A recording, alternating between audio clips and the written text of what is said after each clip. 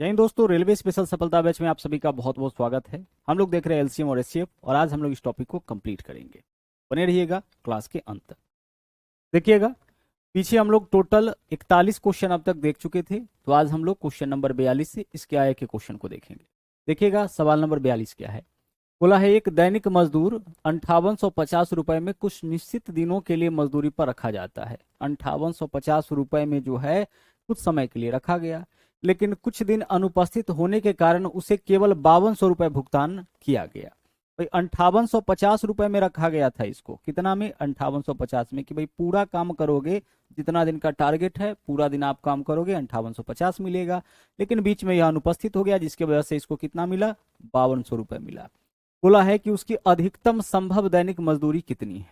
उसकी अधिकतम संभव दैनिक मजदूरी, आपको यहाँ पे इस शब्द का ध्यान रखना है कि जब भी क्वेश्चन में बोले अधिक से अधिक, ज्यादा से ज्यादा, आप समझ जाइएगा कि कहीं ना कहीं हमें एचसीएफ निकालना है। तो हमें इन दोनों नंबर का क्या चाहिए? हमें इन दोनों नंबर का चाहिए एचसीएफ। और एचसीएफ क्या होता है? वह बड़ा से बड़ा संख्या जो दिए गए सभी संख्या को काटे, यानी हमें एक ऐसा बड़ा से बड़ा नंबर चाहिए जो इन दोनों को काटेगा। अब बड़ा से बड़ा नंबर हम कैसे निकालेंगे देख लीजिए, यहां समझिएगा।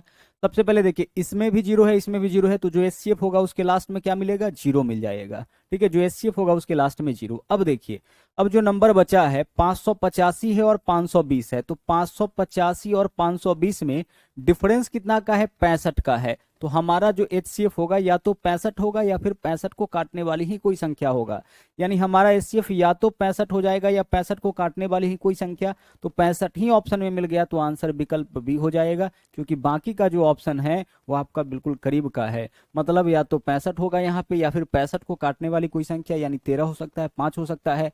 तो चूंकि उसकी आवश्यकता हमें यहाँ पे है ही नहीं, तो हमारा आंसर क्या हो जाएगा? 650। एचसीएफ निकालने का हमने शॉर्टकट तरीका आपको क्या बताया था? इन दोनों का एचसीएफ निकालना है तो पहले दोनों का, यहाँ भी जीरो यहाँ भी जीरो, तो एक जीरो दे दीजिए। अब क्या करेंगे? एचसीएफ निकालने का तरीका हमने आपको शॉर्टकट क्या बताया था? इन दोनों का डिफरेंस देखिए कितना आया? 65। तो या तो 65 होगा या फिर 65 को काटने वाली ही कोई ना कोई संख्या। अब देखिए 65 यहाँ रखने पर ऑप्शन मैच कर गया, आंसर हमारा हो जाएगा। हम 65 से इस दोनों को काट करके भी चेक कर सकते थे। बहुत सारा ऐसा क्वेश्चन पहले ही देख चुके हैं। आगे देखिए, एक इस तरह का क्वेश्चन भी आपके एग्जाम में जो है मिलता है, और हमने टेस्ट ऑफ डिविजिबिलिटी में इस कॉन्सेप्ट को भी आपको पढ़ाया था। देखिए क्या है, 3 का पावर है 45, तो क्या हम इसको ऐसे लिख सकते हैं 3 का पावर 5 और इसका होल पावर यहाँ पे 9 लिखा जा सकता है? सर 9 पंचे 45, पावर के ऊपर पावर ब्रैकेट लगा रहे तो पावर का आपस में गुना, और माइनस इधर क्या है आपका 1 है, तो इस 1 का पावर कुछ नहीं है, तो हम यहाँ कुछ भी दे सकते हैं, तो 9 दे दिए। आगे देख लीजिए, दूसरा क्या है आपका? दूसरा है यहाँ पे 3 का पावर 35 है, तो हम इसको लिख सकते हैं 3 का पावर 5 और इसका होल पावर लिख सकते हैं 7। 7 पंचे 35 हो जाएगा, पावर के ऊपर पावर ब्रैकेट लगा रहे तो पावर का आपस में गुना, और माइनस 1 को अपने जगह पे रहने दीजिए, 1 का पावर कुछ भी रखेंगे 1 ही होगा, तो यहाँ पावर 7 कर दीजिए। अब बोलोगे कि सर आप इसको इस फॉर्म में लेकर के क्यों आए? तो याद करिएगा, टेस्ट ऑफ डिविजिबिलिटी में हमने आपको बताया था कि x to the power n minus a to the power n के फॉर्म में अगर कोई व्यंजक रहे तो वह हमेशा x माइनस a से विभाजित हो जाएगा। x प्लस a से भी वह तब कटने लगता है जब पावर सम, लेकिन x माइनस a से हमेशा कटेगा। तो यहाँ क्वेश्चन का वही फॉर्म हो गया। अब 3 का पावर 5 कितना होता है? 243, तो इधर हो गया 243 का पावर 9 और माइनस इधर हो गया आपका 1 का पावर 9। इधर देखिए 3 का पावर 5 कितना होता है? 243, तो इधर हो गया 243 का पावर 7 माइनस इधर 1 का पावर 7। इसके बारे में बताइए, यह वैल्यू किससे कटेगा? देखिए x to the power a, x to the power n minus a to the power n है, तो यह x माइनस a यानी 243 माइनस 1 242 से कट जाएगा। तो याद करो ना, test of divisibility, x to the power n minus a to the power n के फॉर्म में यह व्यंजक है, तो यह x माइनस a यानी 242 से कट जाएगा। और यहाँ देखिए x to the power n minus a to the power n है, तो यह भी x माइनस a यानी कि 243 माइनस 1 242 से यह भी कट जाएगा। जब यह दोनों का दोनों, यहाँ देखिए, जब यह वाला व्यंजक भी आपका 242 से कट रहा है और यह भी 242 से कट रहा है, तो हमारा एचसीएफ क्या हो जाएगा? 242 ही होगा, क्योंकि वह बड़ी से बड़ी संख्या जो दोनों को काटेगा वही एचसीएफ होगा ना। तो 242 इसको भी काटेगा इसको भी काटेगा, तो हमारा आंसर क्या हो जाएगा? हमारा आंसर 242 हो गया। हम यहाँ से देख लिए थे कि यह जो वैल्यू है यह भी 5 का मल्टीपल है, यह भी 5 का मल्टीपल है, तो हम क्या करेंगे? अंदर वाले पावर को दोनों जगह बराबर करेंगे और उसके बाद अपने क्वेश्चन का आंसर निकालेंगे। तो हमारा आंसर इस क्वेश्चन का विकल्प बी। और यहाँ कॉन्सेप्ट हम लोग यूज किए टेस्ट ऑफ डिविजिबिलिटी का, इसलिए हम बार बार कहते हैं कि टेस्ट ऑफ डिविजिबिलिटी एक ऐसा टॉपिक है जो बहुत जरूरी है आपके लिए, क्योंकि उस टॉपिक के बिना जो है आगे जो है ना तो आप एलसीएम एचसीएफ कर पाइएगा, ना रिमाइंडर थ्योरम, ना डिवाइजर, और इसके अलावा भी बहुत सारे टॉपिक में हम उस कॉन्सेप्ट का यूज करके अपने क्वेश्चन को आसान बनाते हैं। आगे देखिए, निम्नलिखित में से दो संख्याओं का मौसप यानी एचसीएफ 8 है, उसका एलसीएम कौन नहीं हो सकता है? तो एक बात हमेशा ध्यान रखिएगा, एलसीएम और एचसीएफ में एक रिलेशन होता है। कोई दो नंबर ले लीजिए, जैसे मान लीजिए 24 और 16 का, आप बताइए एलसीएम क्या होगा? 24-16 का आपको क्या निकालना है यहाँ पे? एलसीएम। तो एलसीएम निकालिए तो कितना होगा सर? 24-16 का एलसीएम हो जाएगा 48। ऐसा नंबर जो इससे भी कटे इससे भी कटे 48 हो जाएगा। और 24 और 16 का आप बताइए कि एचसीएफ क्या होगा सर? इसका एचसीएफ हो जाएगा ऐसा नंबर जो 16 को भी काटे 24 को भी काटे, वह 4 हो जाएगा। अब इन दोनों संख्या का एलसीएम है 48 और इन्हीं दोनों का एचसीएफ क्या है? 4। तो इन दोनों का जो एलसीएम होगा वह हमेशा किससे कटेगा? हमेशा एचसीएफ से कटेगा। हमेशा किससे कटेगा? हमेशा एचसीएफ से कटेगा, क्योंकि इन दोनों का एलसीएम ऐसा नंबर होगा जो इस दोनों से कटने वाला होगा, और इन दोनों का एचसीएफ ऐसा नंबर होगा जो इन दोनों को काटेगा। इसका मतलब कि जो एलसीएम होगा वह हमेशा एचसीएफ से कटेगा। किन्हीं दो संख्याओं का या किन्हीं संख्याओं का आप एलसीएम एचसीएफ दोनों निकालिए, जो एलसीएम होगा वह हमेशा डिविजिबल होगा किससे? एचसीएफ से। तो एचसीएफ अगर 8 है तो एलसीएम हमारा वही होगा जो 8 से कटेगा। तो ई हो सकता है, ए भी हो सकता है, ए भी हो सकता है, ई वाला नहीं होगा। जो नहीं होगा उसी को चुनना था। अगर एचसीएफ 8 है तो एलसीएम 8 से कटने वाला ही संख्या होना चाहिए। यहाँ जो ऑप्शन डी है वो 8 से कटने वाला संख्या नहीं है, मतलब यह ऑप्शन हमारा आंसर नहीं हो सकता है। आगे चलिए, दो संख्याओं का एलसीएम और एचसीएफ। अब देखिए इस संबंध को, इस रिलेशन को यहाँ पे समझिए। अगर हम कोई दो संख्या लेते हैं, जैसे देखिएगा यहाँ पे हम ले लेते हैं 12 और इसके अलावा 8 ले लिए, ठीक है? दो नंबर है हमारे पास, पहला नंबर 12 है, दूसरा नंबर 8 है। आप बताइए कि 12 और 8 का एलसीएम कितना हो जाएगा सर? 12 और 8 का एलसीएम होगा 24। इन दोनों से कटने वाला सबसे छोटा नंबर तो 24 ही है। और 12 और 8 का एचसीएफ भी बता दीजिए क्या होगा सर? 12 और 8 का एचसीएफ जो है वो आपका 4 हो जाएगा। इन दोनों को काटने वाला सबसे बड़ा संख्या 4। जो संबंध आपको यहाँ समझाना चाहते हैं ध्यान से समझिएगा। हमने यहाँ पे दो नंबर लिया, एक नंबर है हमारा 12, दूसरा नंबर हम लिए 8। जब हम इन दोनों संख्या का एलसीएम निकाले तो 24 आया, और जब एचसीएफ निकाले तो 4 आया। अब रिलेशन क्या है देखिए, आप इस दोनों को गुना करिए तो सर 12 गुने 8 कितना हो जाएगा? इन दोनों नंबर को गुना करिए, 12 गुने 8 कितना होगा? 96 हो जाएगा। जब हम गुना करेंगे तो हाँ सर हो जाएगा। आप इस दोनों नंबर को गुना करिए, 24 गुने 4 कितना हो जाएगा? 96 हो जाएगा। यानी आप देख पा रहे होंगे कि किन्हीं दो संख्याओं का जो गुणनफल होता है वह उसके एलसीएम और एचसीएफ के गुणनफल के क्या हो जाता है? बराबर हो जाता है।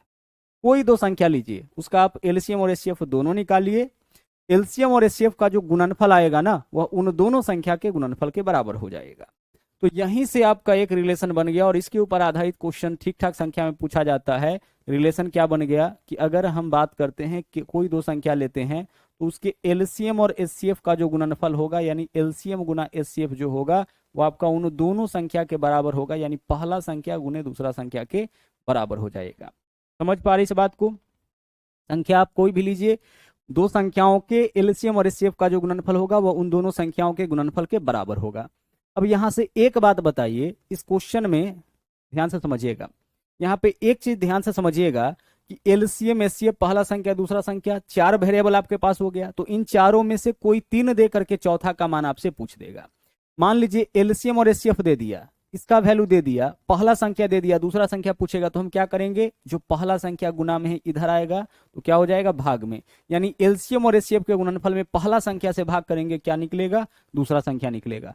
तो ज्यादातर आपसे दूसरा संख्या पूछा जाता है तो आप क्या करोगे? दो संख्याओं मतलब एलसीएम और एचसीएफ के गुणनफल में हम भाग कर लेंगे पहली संख्या से।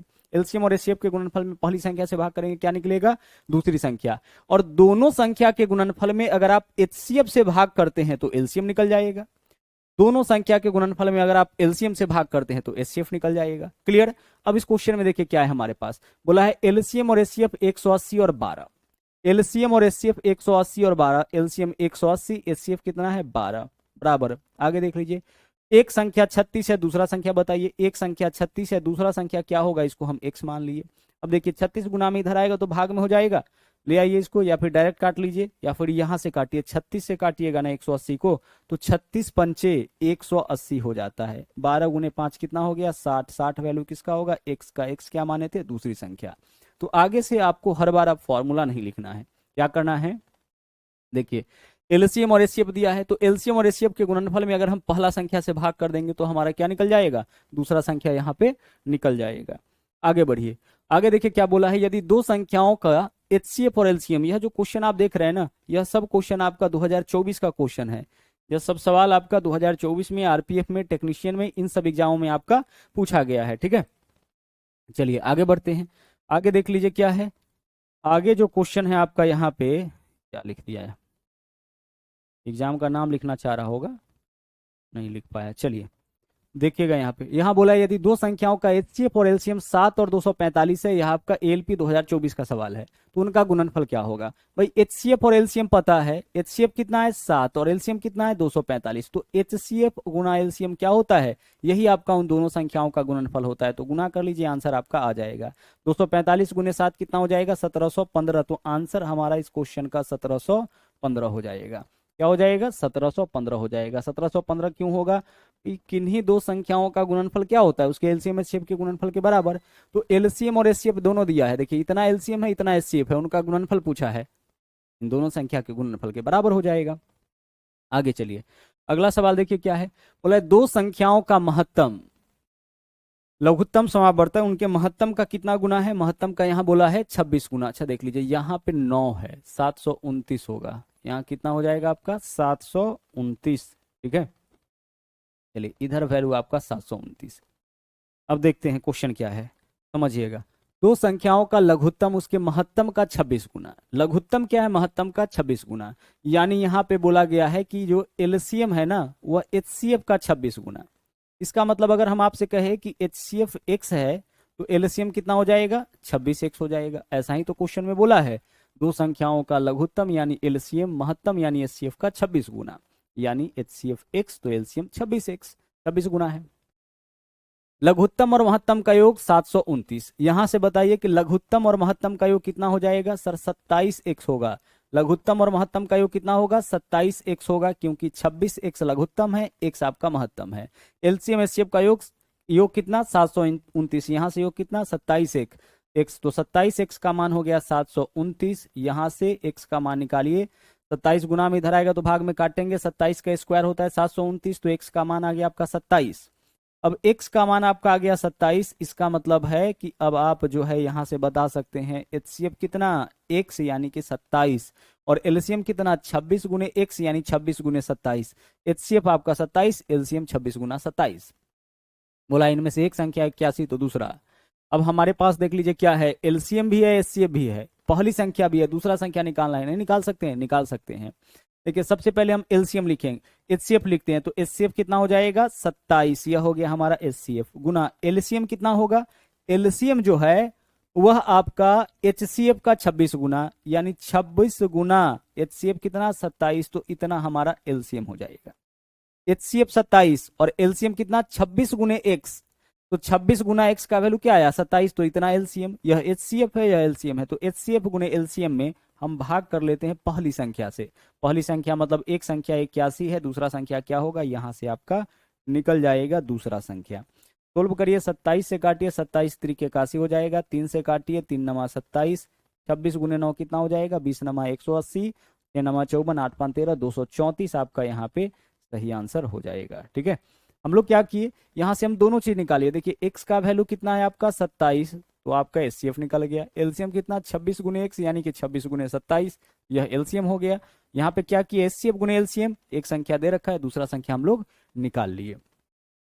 आगे बढ़िए, अगला सवाल देखिए क्या है, बोले दो संख्याओं का लघुत्तम समावर्तक लघुत्तम और महत्तम का एलसीएम और एचसीएफ का योग 372, एलसीएम एचसीएफ का 92 गुना। फिर से देख लीजिए क्या बोला है, एलसीएम एचसीएफ का 92 गुना।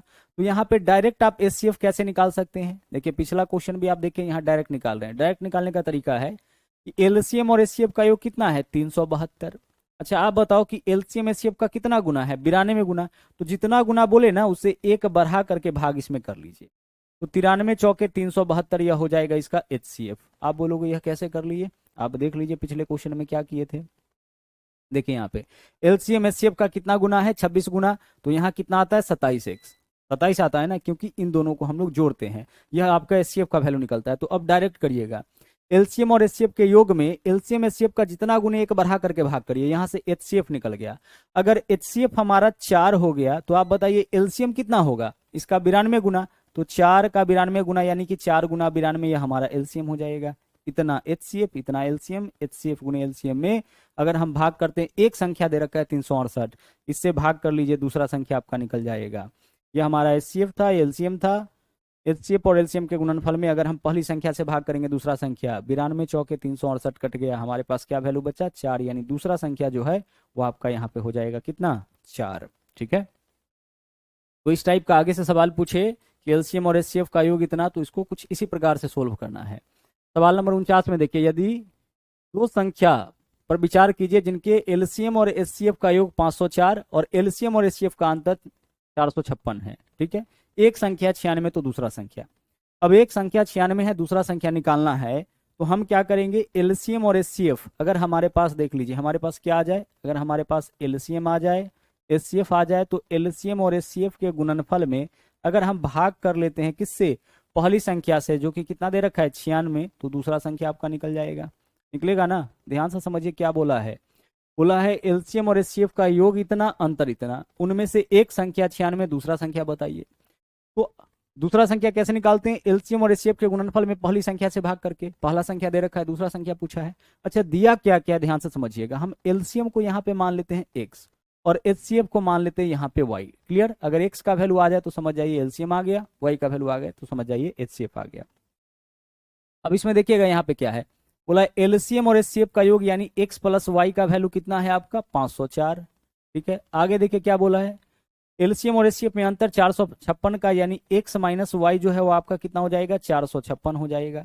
यहां से देख लीजिए इक्वेशन बन रहा है ना, तो इस इक्वेशन से अगर इस तरह का इक्वेशन आपका बने और इसमें x का मान पूछे, x देखिए दोनों जगह प्लस में है ना, तो x का मान निकालना होगा तो दोनों को जोड़ करके 2 से भाग कर लीजिएगा, यह शॉर्टकट तरीका है। जब भी x प्लस वाई और x माइनस वाई दोनों का मान आपके पास हो, x का मान पूछे, दोनों को जोड़ करके 2 से भाग।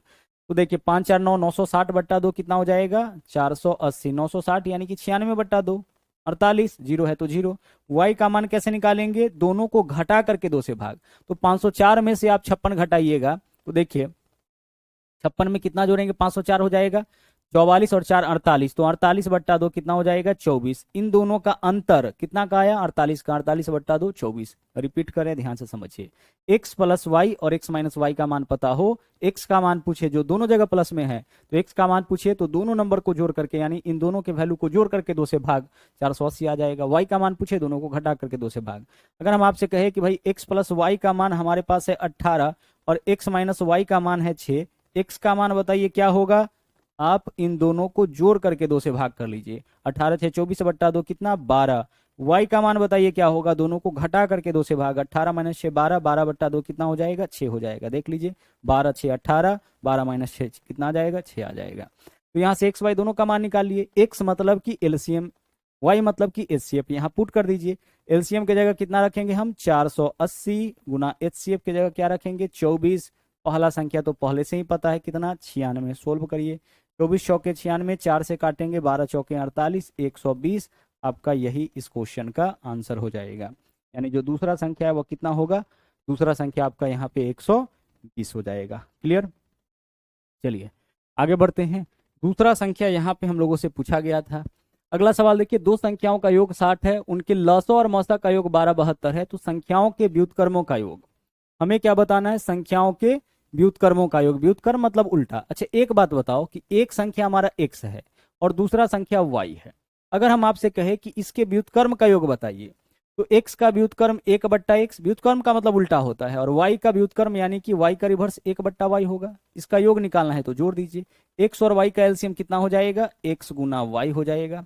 x से काटिए क्या बचेगा, y से 1 में गुना तो इधर y हो जाएगा प्लस इधर x हो जाएगा।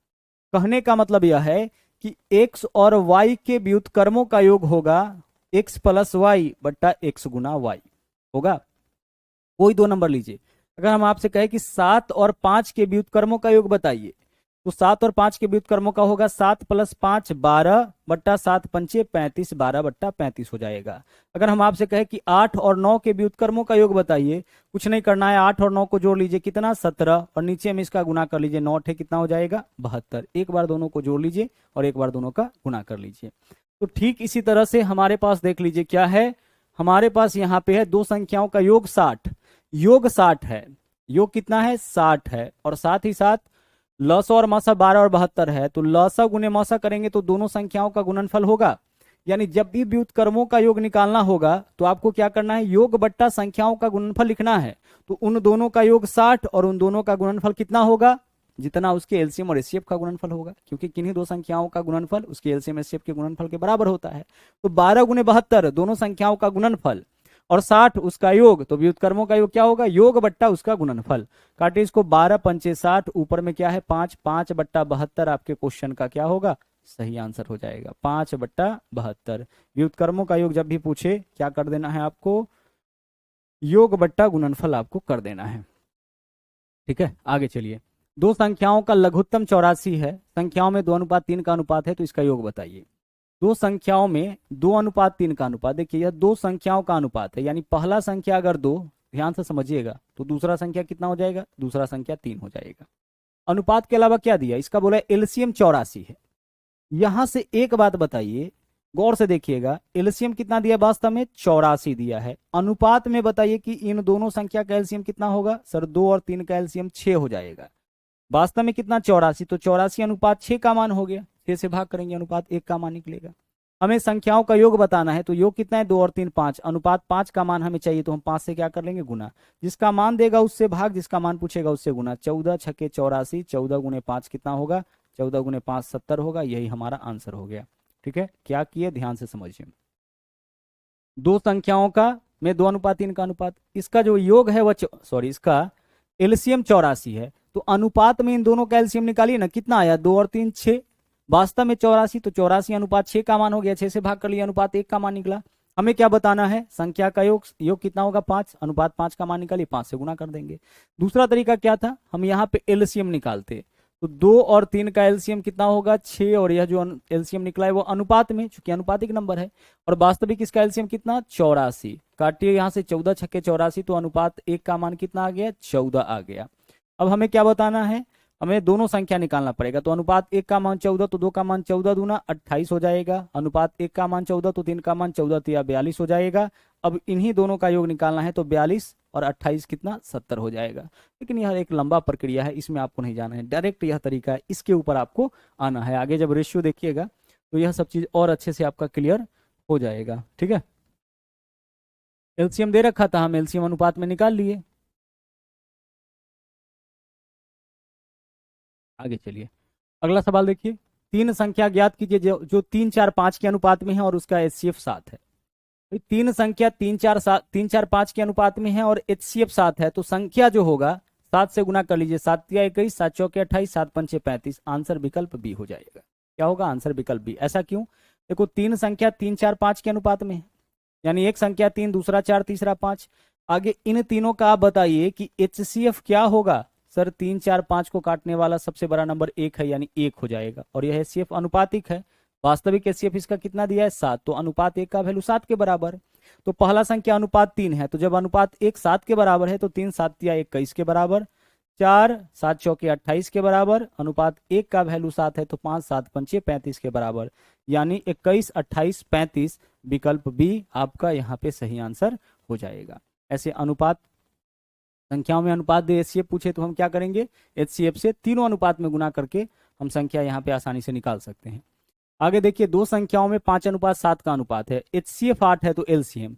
दो संख्याओं में 5:7 का अनुपात है, यहाँ पे क्या दिया, इसका बोला है कि एचसीएफ 8 है तो एलसीएम बताइए। अब ध्यान से समझिएगा, एचसीएफ कितना है 8 है, आप बताइए 5 और 7 का एचसीएफ कितना हो जाएगा 1, तो 8:1 का मान हो गया। एलसीएम बताइए, एलसीएम कितना होगा 5 और 7 का 35, यानी अनुपात 35 का मान बताइए।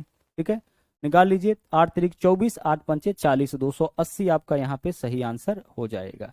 क्या किए, फिर से समझिए, संख्या में 5:7 का अनुपात है, इसका एचसीएफ 8, यहाँ से बताइए 5 और 7 का अनुपात में एचसीएफ अनुपात 1, ऐसा संख्या बताइए जो 5 7 दोनों को काटे, तो 1, यानी 8:1 का मान है, 1 से भाग कर लिए, 1 का मान निकल गया।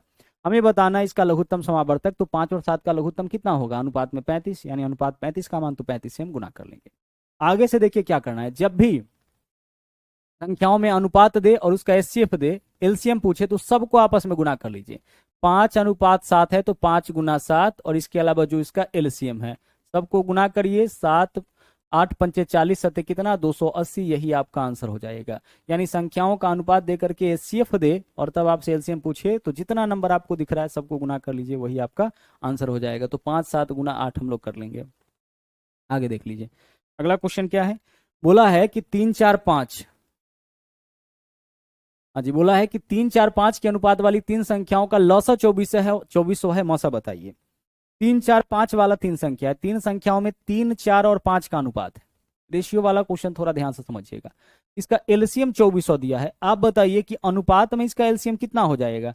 सर 3 4 5 का एलसीएम 60 होगा, तो अनुपात में एलसीएम 60, यानी 2400 अनुपात 60 का मान। 3 4 5 का एलसीएम निकालना है, कोई भी ऐसा नंबर नहीं है जो तीनों को काटेगा, तो सबको गुना कर लीजिए। 4 पंचे 20 दिया 60, तो 2400 अनुपात 60 का मान है, 60 से भाग कर लिया, अनुपात 1 का मान निकला। हमें मौसा चाहिए, तो आप बताइए 3 4 5 का मौसा क्या होगा अनुपात में। अनुपात 1 का मान चाहिए, 1 से गुना कर लीजिए।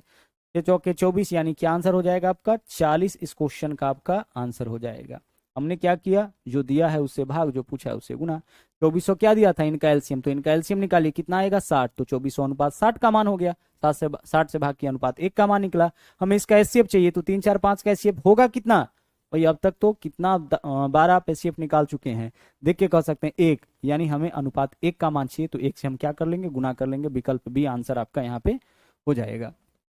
आगे देखिए, दो संख्याओं का महत्तम 19 है और उनके लघुत्तम का दो गुणनखंड 11 और 13 है। देखिए लघुत्तम का एक गुणनखंड क्या है, एक गुणनखंड 11 है और दूसरा गुणनखंड क्या है 13 है, और एचसीएफ क्या है 19। तो एचसीएफ से अगर पहले गुणनखंड में गुना करिएगा तो पहला संख्या निकलेगा, और एचसीएफ से अगर दूसरे गुणनखंड में गुना करिएगा तो दूसरा संख्या निकलेगा। अब आप यहाँ पे देख लीजिए कि कौन सा संख्या निकालना है। बड़ा संख्या निकालना है तो बड़ा वाला का गुना करिए। तो यहाँ पे 19 दहाई 190 और 19 तिया 57, 190 में 57 जोड़ेंगे 247, आंसर आपका यही हो जाएगा। बड़ा संख्या पूछा था, हमारा आंसर यही होगा। क्या होता है, एलसीएम का अन्य दो गुणनखंड दिया है, यानी एचसीएफ के अलावा दो गुणनखंड आपका यहाँ पे दे रखा है, कितना कितना 11 और 13, और एचसीएफ 19 है। तो वह संख्या बताइए। तो संख्या निकालना हो बड़का संख्या, तो बड़का संख्या निकालना होगा तो बड़का गुणनखंड से एचसीएफ में गुना, और छोटका संख्या तो एचसीएफ में छोटका गुणनखंड से गुना। यह क्या मामला है समझिए। अगर हम आपसे कहे यहाँ पे कि 15 और 20 का आप क्या करिए, एलसीएम निकालिए, तो एलसीएम कुछ ऐसे ही निकालिएगा। 5 से भाग करिए, 5 से भाग करिएगा तो 5 तिया 15, 5 चौके 20। आप देखिए कि इन दोनों नंबर का, इनका 15 और 20 का, ये तो एचसीएफ भी हो जाएगा। एचसीएफ क्यों होगा, क्योंकि यह दोनों को काटा है, तो 15 20 का एचसीएफ तो 5 हो जाएगा, क्योंकि 5 से दोनों कटा है। तो इसको अगर हटा देंगे तो अन्य दो गुणनखंड कौन है, 3 और 4 है। अब अगर हम आपसे यही बोले कि गुणनखंड 3 और 4 है, एचसीएफ 5 है, संख्या बताइए, तो एचसीएफ से छोटका गुणनखंड में गुना छोटका संख्या, एचसीएफ से बड़का गुणनखंड में गुना बड़का संख्या। तो यही केस आपका बन रहा था। एक गुणनखंड 11, दूसरा 13 है, एचसीएफ 19 है, 19 से छोटका गुणनखंड में गुना करिएगा छोटका संख्या, बड़का गुणनखंड में गुना करिएगा तो बड़का संख्या। आगे चलिए अगला सवाल देख लीजिए। यहां देखिए बोला 5 घंटियां एक साथ बजना शुरू करती है, वह 3 6 12 15 18 सेकेंड के अंतराल पर बजती है। वे 9:58 और 45 बजे एक साथ बजी थी, तो कितने बजे पुनः एक साथ बजेगी। जब भी सवाल ऐसा रहे ना कि कब एक साथ जलेगी, कब एक साथ बुझेगी, है ना, कब एक साथ मिलेगी, तो ऐसे क्वेश्चन में जो इसके समय का अंतराल होता है, इंटरवल होता है, उसका एलसीएम हम लोग निकालते हैं। जैसे यहाँ देखिए क्या है, 3 है, इसके अलावा 6 है, 12 15 18, 3 6 12 15 और क्या है 18। अच्छा, यह सब डाटा किस रूप में है, यह सब सेकेंड के रूप में है। देख लीजिए क्वेश्चन में दे रखा है 18 सेकेंड पर बदलते हैं। तो आपको क्या करना है, इसका निकाल लेना एलसीएम। तो देखिए हमें देख के लग रहा है कि इसका एलसीएम 180 हो जाएगा, तो 180 सेकेंड के रूप में, तो सेकेंड इन सब का क्या निकालना है, एक एलसीएम। अब 180 सेकेंड है, इसको आप मिनट में बदल सकते हैं। सर बिल्कुल बदल सकते हैं, 180 बट्टा क्या लिखेंगे, हर 60 मिनट होता है ना। यहाँ पे देखिए 1 मिनट में 60 सेकेंड, तो अगर मिनट से सेकंड में जाना होता है तो 60 से गुना करते हैं, लेकिन सेकंड से मिनट में आना है तो 60 से भाग, तो कितना हो जाएगा 3 मिनट हो जाएगा। यानी 3 मिनट में जो है क्या होगा, सब एक साथ, पांचों घंटी एक साथ आपका बजेगा। अगर इसके बजने का अंतराल 3 6 12 15 18 18 सेकेंड है, इसका मतलब क्या है कि 1 घंटी 3 सेकेंड पे, दूसरा 6 सेकेंड पे, तीसरा 12 सेकेंड पे, चौथा 15 सेकेंड पे, पांचवा 18 सेकेंड पे बजता है, तो सब एक साथ कब बजेगा, 180 सेकेंड पे, यानी 3 मिनट पे एक साथ बजेगा। अच्छा, एक साथ इसको बजाया कब था, 9:58 और इसके अलावा कितना सेकेंड में, 45 सेकेंड में इसको बजाया था। अब कितना मिनट के बाद, 3 मिनट के बाद, तो 3 कहाँ जोड़ेंगे हम, यहीं पे तो जोड़ेंगे। तो 3 मिनट के बाद अब यह बजेगा, तो 3 जोड़ लीजिए, यहाँ देख लीजिए 45 तो अपने जगह पे रहेगा ही, साथ ही साथ 58 में 3 जोड़िए, तो यह क्या हो जाएगा आपका, 58 में 3 जैसे ही जोड़िएगा तो आपका 60 होगा, 1 सेकेंड आपका बच जाएगा, तो 0.101 ले लीजिए और यह आपका 10 हो जाएगा। भाई 9:58 है, 3 मिनट जोड़ेंगे तो 10:01 होगा ना, डायरेक्ट जोड़ लो ना, 9:58 में 3 मिनट जोड़िएगा तो क्या होगा, 2 मिनट जोड़िएगा 10 बज जाएगा, एक यानी 10:01, तो 10:01 और 45 सेकेंड में सभी घंटी जो है वह फिर से एक साथ आपका बज उठेगा। कहने का मतलब यह है कि कॉन्सेप्ट यहाँ पे थोड़ा समझ लीजिए। अगर हम आपसे कहे कि हमारे पास 3 घंटी है, एक बजता है आपका 1 सेकेंड के अंतराल पर, ठीक है, दूसरा बजता है 2 सेकेंड के और तीसरा 3 सेकेंड के अंतराल पर। कहने का मतलब यह है कि 3 घंटी है, उसके बजने का अंतराल है 1 सेकेंड, 2 सेकेंड और 3 सेकेंड। मतलब यह कि मान लीजिए यहाँ देखिए इस पॉइंट पे हम तीनों घंटी को एक साथ बजा दिए। घंटी जो है वो आपका ए है, घंटी जो है आपका यहाँ पे ए है, बी है और सी है, इस तीनों घंटी को हम एक साथ बजा दिए। यह हमारा 1 सेकेंड का यूनिट है, यहाँ 2 हो गया, 3 हो गया, 4 हो गया, 5 हो गया, 6 हो गया। यह 1 सेकेंड वाला, 2 सेकेंड, 3 सेकेंड, 4 सेकेंड, 5 सेकेंड और 6 सेकेंड यह समय है। सबके बजने का अंतराल यहाँ पे आपको पता है, ए बजता है कितना कितना सेकेंड पर, हर 1 सेकेंड पर बजता है, यह हर 2 सेकेंड पे, यह हर 3 सेकेंड पे। तो ए देख लीजिए, अभी अगर तीनों को बजाए हैं तो ए यहाँ भी बजेगा, यहाँ भी बजेगा हर सेकेंड में, ए यहाँ भी बजेगा आपका हर सेकेंड में बजेगा, मतलब हर बार आपको ए को यहाँ पे बजना है, क्योंकि ए के बजने का अंतराल सिर्फ 1 सेकेंड है तो हर 1 सेकेंड में बजेगा। बी देख लीजिए 2 सेकेंड पे, तो अभी बजाए हैं तो 2 सेकेंड पे, फिर 2 सेकेंड बाद तो यानी 4 सेकेंड पे, फिर 2 सेकेंड बाद यानी कि 6 सेकेंड पे बजेगा। सी के बजने का अंतराल देखिए 3 सेकेंड है, तो अभी बजाए हैं तो अब सीधे 3 सेकेंड पे, यानी कि यहाँ पे सी आपका बजेगा। फिर यहाँ से 3 सेकेंड बाद यानी 3 और 3 6 सेकेंड पे यहाँ पे सी बजेगा। तो कब सब एक साथ बजा, देख लीजिए 6 सेकेंड के बाद तीनों घड़ी एक साथ बजा। हम इसके लिए सीधे 1 2 3 का एलसीएम कर सकते थे, 1 2 3 का एलसीएम कितना होगा, 6। तो जब भी ऐसा सवाल आए कि कब एक साथ बजेगी, कब एक साथ मिलेगी, कब एक साथ बुझेगी, तो जो इसका समय दिया जाए उसका एलसीएम निकालिएगा। ध्यान रखिएगा समय का क्या करना है, एलसीएम निकालना है। तो यहाँ पे देखिए, यहाँ जो समय दिया था उसका एलसीएम निकालिए, 3 मिनट आया। अब 3 मिनट बाद, तो एक समय दिया है पहले वाला, उस समय के 3 मिनट बाद बजेगा, तो 9:58 में हम 3 मिनट जोड़ेंगे तो 10 1 हो जाता है, बाकी सेकेंड जो रूप में है छोड़ दीजिए। आगे देखिए 12 16 24 36 मिनट के अंतराल पर 4 घंटी बज रहा है। बजने का अंतराल क्या है, 12 24 36 और यहाँ पे दिया है 12 16, 12 के बाद क्या है 16, सबसे पहले 12 और उसके बाद 16 24 36 इतना के अंतराल पर। अच्छा यह क्या है, समय मिनट है, यह जो समय आपका मिनट के रूप में है, इतने मिनट के अंतराल पर चारों घंटी बजता है। तो कब एक साथ बजेगा, तो इसका एलसीएम ले लीजिए, 12 16 24 36 का एलसीएम कितना हो जाएगा, क्या आपका यहाँ पे 144 होगा, हाँ सर हो जाएगा। 144 मिनट बाद सभी घंटी एक साथ बजेगा। 144 को 12 भी काटेगा, 16 भी काटेगा, 24 भी काटेगा, 36 भी काटेगा। अब देखिए किसी मेथड से आप एलसीएम ले लीजिए, कोई दिक्कत नहीं है। अब आगे बोला है कि 6 बजे निरंतर अंतराल पर बजाना शुरू किया गया, 6 बजे पहली बार इसको बजाया गया, तो दोबारा कब बजेगा, तो कितना 144 मिनट बाद है, तो 144 को आवर में बदलिए, तो आप क्या करिएगा 144/60 लिखिएगा। आवर में बदलने के लिए हम क्या करते हैं, 60 से भाग करते हैं, क्योंकि मिनट के रूप में आवर में बदलना है। 60 से भाग करिए तो 60 दूना 120, जितना बार भाग जाएगा उतना घंटा हो जाएगा। जो बच जाएगा 60 दूना 120 बचेगा कितना 24, तो 24 आपका मिनट हो जाएगा। जितना बार भाग जाएगा वह घंटा हो जाएगा, जो बचेगा वह मिनट ही रह जाएगा।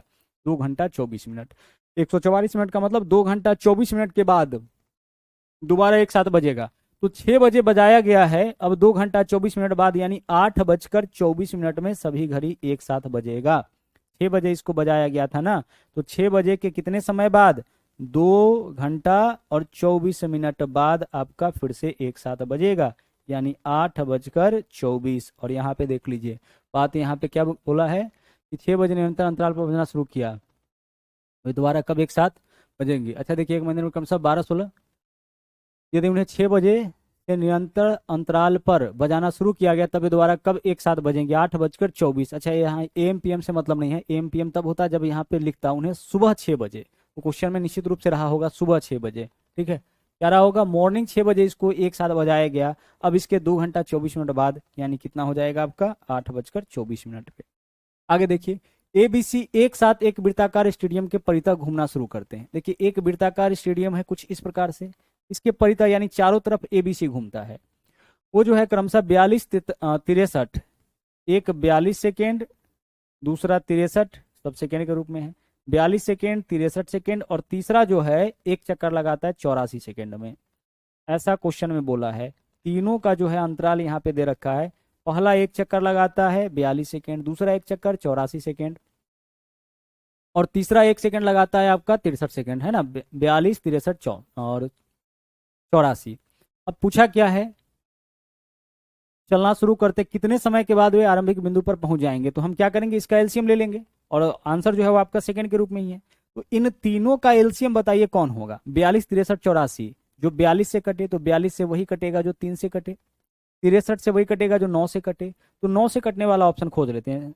2 5 7 और 1 8 नहीं कटेगा, 4 5 9 2 11 नहीं कटेगा, यहाँ देखिए 5 2 7 9 कटेगा, 6 5 11 2 13 नहीं कटेगा, यानी हमारा आंसर क्या हो जाएगा 252। तो देखिए हम यहाँ पे निकालने हम नहीं जाएंगे, हम डायरेक्ट यहाँ से आंसर कुछ इस प्रकार से निकालेंगे। हमें इन तीनों का एलसीएम ही चाहिए ना, तो इन तीनों का एलसीएम कौन होगा जो इन तीनों से कटे। 42 से कोई संख्या कब कटती है, जब वह 3 से भी कटे, 14 से भी कटे, या 7 से भी कटे और 6 से भी कटे। 6 से कटने का मतलब 3 से कटेगा। 63 से कोई संख्या कब कटेगा, जब 9 और 7 से कटे, तो 9 से कटने वाला एकमात्र ऑप्शन है। और अब हमने आपको हमेशा से कहा है कि 9 वाला अगर मिले तो सबसे पहले उसी से आप चेक कर लीजिए। आगे देखिए 3 घंटिया 15 20 60 मिनट के अंतराल पर बजती है। वे प्रातः 11 बजे एक साथ बजी हो तो दोबारा कब एक साथ बजेगी। 15 20 30 मिनट का अंतराल है ना, क्या अंतराल है इसका, 15 20 और 30। आपको क्या करना है, इसका एलसीएम ही तो लेना है। और यह जो है मिनट बोला है, कितने मिनट के अंतराल पर, तो एलसीएम लीजिए। 15 20 30 का एलसीएम कितना हो जाएगा 60, तो 60 मिनट में यह एक बार बजेगी। सब एक साथ कितने मिनट में, 60 मिनट में। 60 मिनट कहने का मतलब 1 घंटा में यह एक साथ बजेगी। बोला है सुबह 11 बजे बजाया गया, दोबारा कब एक साथ बजेगा, तो 11 बजे बजाया गया था, अब इसके 1 घंटा बाद फिर से एक साथ बजेगा, तो 11 + 1 कितना हो जाएगा 12 बजे, यानी 12 बजे जो है आपका क्या होगा दोपहर। तो 12 बजे दोपहर आंसर हमारा विकल्प बी हो जाएगा। 12 बजे नून पे, क्योंकि सुबह 11 बजे इसको बजाया गया था। अगला सवाल देखिए, यहाँ बोला है 4 घंटी 16 24 36 42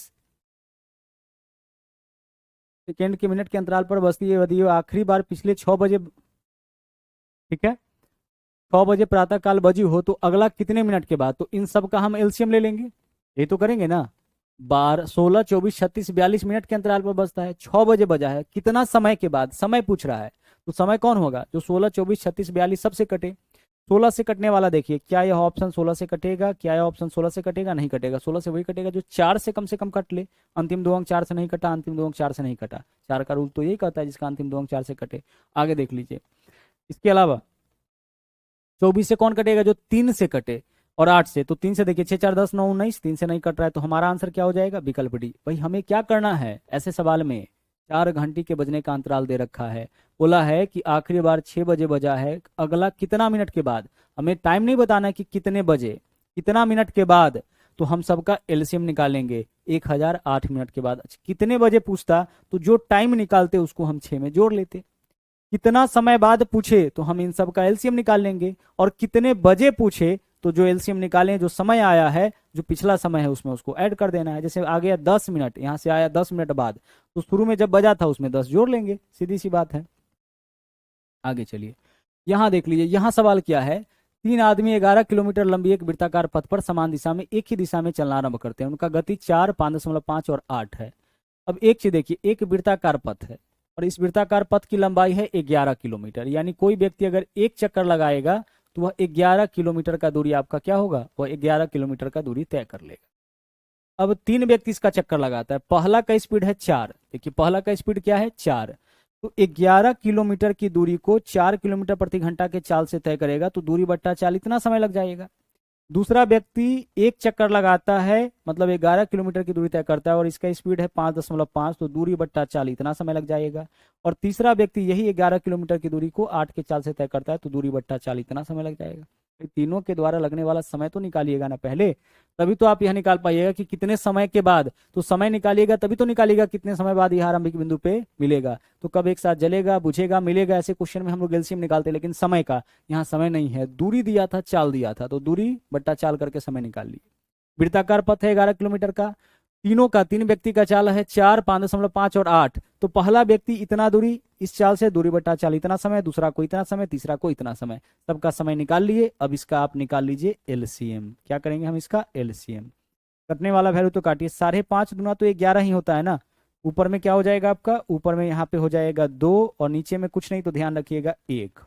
अब एलसीएम निकालिए, भिन्न के रूप में है तो ऊपर वाले कैल्शियम 11, 2 और 11 कैल्शियम कितना हो जाएगा 22। भाई भिन्न के रूप में जब रहता है तो हम क्या करते हैं, ऊपर वाले कैल्शियम बट्टा नीचे वाले कैल्शियम, तो 4, 1 और 8 कैल्शियम क्या हो जाएगा 1, तो 22 बट्टा 1 यानी 22 घंटा का समय जो है यहाँ पे आपको लग जाएगा। कितना घंटा का समय, 22 घंटा का समय लगेगा, तब जाकर के तीनों जो है वो आपका प्रस्थान बिंदु पर आपस में मिल जाएगा। जहां से चलना शुरू किया वापस वहीं पे मिल जाएगा। तो यहाँ चाल समय दे रखा था तो हम लोग क्या, चाल और दूरी दे रखा था तो हम समय निकाले कि तीनों अलग अलग कितना समय लेता है, और उसके बाद जो है हम क्या किए, यहाँ पे जब समय निकल गया तो उसका हम लोग एलसीएम निकाल लिए। आगे देखिए, 6 घंटियां एक साथ बजना आरंभ हुई। यदि ये घंटियां 2, 4, 6, 8, 10, 12 सेकंड के अंतराल पर बजे तो 30 मिनट में कितनी बार इकट्ठी बजेगी। इस बार क्या बताना है, 30 मिनट में कितना बार इकट्ठा बजेगा। तो सबसे पहले आप यह देखिए कि इसके बजने का अंतराल क्या है, 2, 4, 6, 8, 10, 12, 8, 10, 12, और यह क्या है आपका सेकेंड है, यह सब डाटा आपका सेकेंड के रूप में है। आप एक बात बताइए कि कितने समय के बाद, अगर इसके बजने का यह अंतराल है कि 1, 2, 1, 4, 1, 6, 8, 10, 12 के सेकंड के अंतराल पर बजता है, तो कब एक साथ बजेगा, तो इसका एलसीएम ले लीजिए। तो इन सब का एलसीएम 120 होगा, यानी 120 सेकंड पर सभी जो है आपका घंटी एक साथ बजेगा। 120 सेकंड का मतलब 120 बट्टा 60, यानी कि 2 मिनट पर सभी घड़ी इकट्ठा एक साथ बजेगा। ठीक है, 120 सेकंड यानी 2 मिनट। पूछा है 30 मिनट में कितना बार बजेगा, तो भाई 2 मिनट में एक बार, तो 30 मिनट में 30 बट्टा 2, 2 मिनट में एक बार तो 30 मिनट में 30 बट्टा 2, कितना होना चाहिए 15। लेकिन इस क्वेश्चन का आंसर हो जाता है 15 + 1। क्या होता है आंसर, 15 + 1 यानी कि 16 बार, क्योंकि एक बार जो शुरू में बजाया जाता है ना उसको भी इसमें गिनना पड़ता है। ठीक है, एक बार शुरू में जो बजाया होगा ना, 2 मिनट में एक बार बजता है तो पहले एक बार बजा देंगे, उसके 2 मिनट बाद एक बार और, यानी 2 मिनट में ही कितनी बार, 2 मिनट में 2 बार, एक बार शुरू में और एक बार जैसे ही 2 मिनट हुआ। तो वही हम लोग करते हैं यहाँ पे। बोला क्या था, बोला यह था कि 30 मिनट में कितनी बार, तो 2 मिनट में एक बार, तो 30 में 30 बट्टा 2 15 बार, और एक शुरू वाला भी काउंट करते हैं तो 15 + 1 क्या करेंगे 16 बार। तो ऐसे क्वेश्चन में इसको मत मिस करिएगा, अलग से आप एक जरूर जोड़िएगा। आगे बढ़िए, अगला सवाल देखिए क्या बोला है, किसी स्कूल में 391 लड़के और 323 लड़कियां हैं, कम से कम ऐसे कितने क्लास संभव है ताकि प्रत्येक क्लास में लड़का और लड़की संख्या समान हो जाए। 391 लड़का, कितना है लड़का 391, और साथ में साथ ही साथ क्या है यहाँ पे 323 लड़कियां हैं, इतनी लड़कियां हैं। बोला कम से कम ऐसे कितने क्लास संभव है, यानी कितना क्लासरूम हम यहाँ पे लगा दे ताकि प्रत्येक क्लास में लड़का और लड़की का संख्या समान हो। लड़का लड़की का संख्या समान कहने का मतलब कि एक क्लासरूम में जितना लड़का बैठे उतना ही लड़की, प्रत्येक मान लीजिए कि 5-5 करके बैठा दिए हैं तो 5 लड़का, फिर अगले में 5 लड़का, फिर 5 लड़का, उसी तरह से 5 ही लड़की 5 ही लड़की करके बैठे। तो हम क्या करेंगे, ध्यान से समझिएगा, 391 लड़का और 323 लड़कियों को बिठाना है, कम से कम कितना क्लासरूम लगेगा, जितना हम एक क्लास में अधिक से अधिक बिठा सकते हैं। तो अधिक से अधिक कितना बिठा सकते हैं, तो इसका हम निकाल लेंगे HCF, लड़का और लड़की के संख्याओं का HCF निकालेंगे। इससे क्या निकलेगा कि अधिक से अधिक हम कितना, जैसे मान लीजिए कि हम कहें कि 10 लड़का है और 15 लड़कियां हैं, तो अधिक से अधिक हम एक क्लासरूम में कितना लड़का या लड़की को बिठा सकते हैं, तो 10 और 5 का HCF क्या हो जाएगा 5, यानी अधिक से अधिक हम 5 स्टूडेंट को बिठा सकते हैं। तो अगर 5 स्टूडेंट को बिठाएंगे तो 10 को बिठाने के लिए 2 क्लासरूम लगेगा, 5-5 बिठाएंगे तो 15 को बिठाने के लिए 3 क्लासरूम लगेगा, यानी कि टोटल 5 लग जाएगा। तो उसी तरह से 391 और 323 का हम HCF निकालते हैं। अच्छा HCF देख लीजिए कैसे निकालेंगे, अंतर निकाल लीजिए, 11 में से 3 माइनस करेंगे 8 हो जाएगा, और ये आपका क्या बच गया 38 में से 32 माइनस करेंगे 6। क्या 68 से यह वैल्यू कटेगा, नहीं कट रहा है, तो 38 के ही कोई ना कोई गुणनखंड से, क्या 34 से कटेगा, नहीं कटेगा, क्योंकि देखिए सम है, विषम को नहीं काटेगा। और छोटा करिए, क्या 17 से कटेगा? तो 17 दूना 34, 17 तिया 51 कट जाएगा, 17 एकम 17, 17 नमा 153 कट जाएगा। तो हमारा एचसीएफ क्या होगा? 17। भाई इन दोनों का जो डिफरेंस होगा, हम क्या करेंगे? इनका डिफरेंस निकालेंगे। डिफरेंस इनको काट दिया तो ठीक है, नहीं तो डिफरेंस को हम छोटा करते जाएंगे। 68 आया, आधा किए 34, 34 से भी नहीं कटा दोनों, देख के लग रहा है 68 से नहीं कटेगा क्योंकि विषम है। 34 से भी नहीं कटेगा, विषम है। 17 से चेक किए, कट गया। 17 से नहीं होता तो फिर कहाँ आते? 2 पे आते। तो अधिक से अधिक एक क्लासरूम में हम कितना विद्यार्थी बिठा सकते हैं? 17। तो कितना क्लासरूम चाहिए? तो 391 लड़का है, एक क्लासरूम में 17 बिठाएंगे तो 391/17 लड़का चाहिए। तो 17 से काटिए, 17 दूना 34, 17 तिया 51, ठीक है। 17 दूना 34, 17 तिया 51, 23 लड़का चाहिए, 23 रूम चाहिए लड़कों के लिए। और 323 लड़कियां हैं और एक रूम में सिर्फ 17 बिठा सकते हैं। तो कितना चाहिए लड़कियों के लिए? 17 एकम 17 और 17 नमा 153, 19 क्लासरूम चाहिए लड़कियों के लिए। 23 प्लस 19 कितना हो जाएगा? 42। यानी टोटल हमें 42 क्लासरूम यहाँ पे लग जाएगा। तब जा करके जो है हम क्या कर पाएंगे? सभी लड़का और लड़की को बिठा पाएंगे जहां पे संख्या इसका समान होगा। आगे, एक हॉल के फर्श की लंबाई 16 मीटर और चौड़ाई 12 मीटर है। फर्श का लंबाई कितना मीटर है? 16 मीटर है लंबाई, ठीक है। एक हॉल का फर्श है और इसका जो लंबाई है ना, लंबाई कितना मीटर है? 16 मीटर है। और चौड़ाई कितना मीटर यहाँ दिया है? 12 मीटर। अब सवाल क्या पूछा है? बोला है कि टाइल का कम से कम संख्या उपयोग किया जाना चाहिए ताकि प्रत्येक वर्गाकार टाइल्स की लंबाई, यदि टाइल एक हॉल के फर्श की लंबाई इतना, चौड़ाई इतना, जिस पर वर्गाकार टाइल्स लगाना है, इस पर टाइल्स लगाना है, टाइल्स कैसा होगा? वर्गाकार, यानी लंबाई चौड़ाई बराबर। यदि टाइल की कम से कम संख्या का उपयोग किया जाना है, कम से कम टाइल्स कब लगेगा? जब हम जितना बड़ा से बड़ा टाइल्स लगाएंगे। तो प्रत्येक वर्गाकार टाइल्स की लंबाई, तो आयताकार जिस भाग में हमें लगाना है टाइल्स, उसका लंबाई और चौड़ाई कितना है? 16 और 12 है। तो इसका आपको निकालना पड़ेगा एचसीएफ। तो 16 और 12 का एचसीएफ कितना हो जाएगा? 16 और 12 का एचसीएफ हो जाएगा 4। यानी अधिक से अधिक हम 4 मीटर भुजा वाला जो है यहाँ पे टाइल्स लगा सकते हैं, क्योंकि 16 को भी काटना चाहिए, 12 को भी काटना चाहिए, इसके लंबाई चौड़ाई सबको पूरा पूरा काटना चाहिए ना।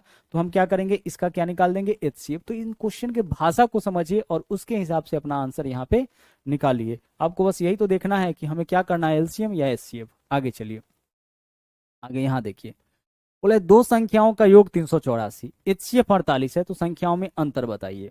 गौर से देखिएगा, यहाँ जो क्वेश्चन है आपका, इन क्वेश्चंस को भी हम लोग देख लेते हैं, लेकिन यह क्वेश्चन आपका अलग अलग एग्जामों का है, ठीक है। चलिए, तो इतना ही सवाल था आपका यहाँ पे। तो इस तरीके से जो है आपका यह जो टॉपिक था आपका एलसीएम और एचसीएफ, वो आपका कंप्लीट हो गया। बहुत अच्छे अच्छे कंटेंट इसके अंदर आपको कराए गए थे और आपका काम यह है कि आप अच्छे से इसका रिवीजन करते रहिए। जो भी क्वेश्चन आज भी आपको कराया गया वह सारे के सारे क्वेश्चन भी बहुत इंपॉर्टेंट है। हर एक क्वेश्चन को आप बार बार बनाइए और अगर यहाँ से क्वेश्चन आता है तो आप देख के सीधे उसका आंसर कर सके, इस स्थिति में अपने आप को पहुंचाइए। चलिए, आज के लिए इतना ही, मिलते हैं एक बार फिर से अगले दिन, जहाँ पे हम लोग देखेंगे एक नया टॉपिक। थैंक यू, जय हिंद।